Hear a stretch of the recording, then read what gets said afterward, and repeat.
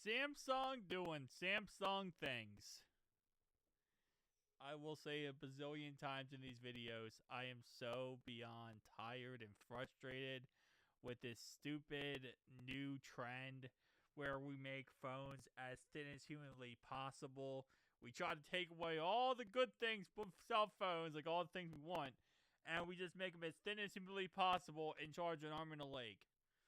Which is what the iPhone Air is. It's literally stupid and pointless and costs $1,000. And the biggest thing is it's thin and it's skinny. Anyway, so the phone on the left-hand side here is the new tri-foldable phone from Samsung.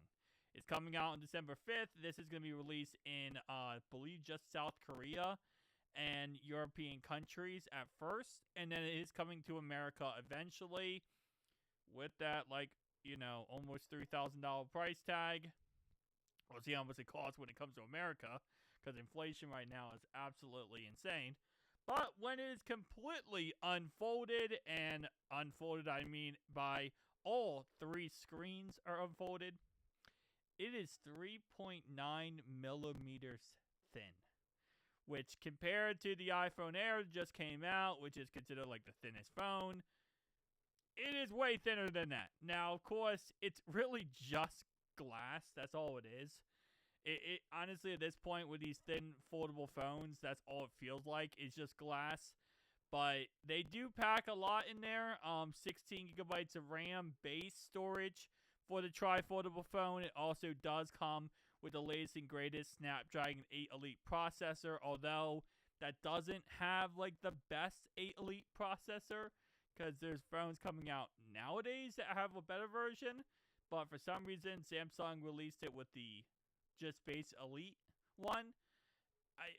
That one I don't understand. Because I feel like they should just put the latest and greatest in there. But they didn't.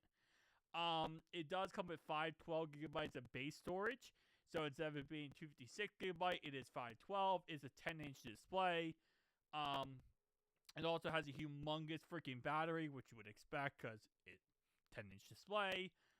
And the cameras are kind of okay. They're alright. They're nothing special. You would really think with all that and the price tag being as expensive it is, that would be the big selling point, but it's not. And the inside display, very, very fragile. And does scrape up and does scratch just like the Z Fold 2. You guys remember Z Fold 2? Yeah, it's just as bad as Z Fold 2 when it comes to how scratch resistant it actually is. It scratches within milliseconds. So, yeah, $3,000. Again, by the time it comes to America, probably like $5,000 at this point. But Samsung doing Samsung things, and I think that's the best way to put it. It's amazing. It is amazing how thin they can make these foldable cell phones and cell phones in general. Obviously, Samsung, they had their, Edge series. Now they have their foldable phone series that is as thin as humanly possible. It's just going to continue, man. We're just going to get to a point where these foldable, or not just foldable, just cell phones in general just get to a point where it's just stupid thin. But, hey, that's what they want to do. Take away stuff inside these cell phones. Don't give the consumer that much stuff for the good stuff that we want.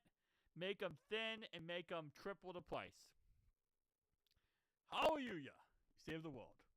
Anyway, see you guys next one. Peace out.